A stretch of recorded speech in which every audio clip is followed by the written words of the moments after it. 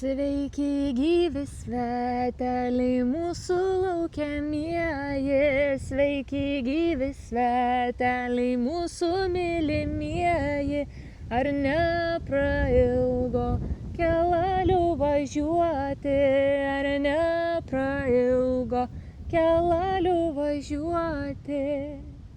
O kur mes tų svetelių lauksim? Renginį. O mūsų renginys vyks Bilionių etnografinėje sodyboje. Rugpjūtį 14-16 dienom. O kur mes ten dirbsim? Šoksim, Dainausim, dainiausim, paskaitų klausysim, klausysim. žolinį švesim, mokinsamės visokių dalykų rankom pasidaryti.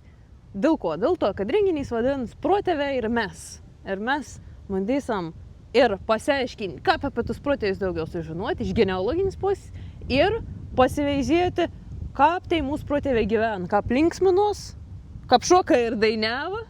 Ir dar visi įdomi dalykų veikia.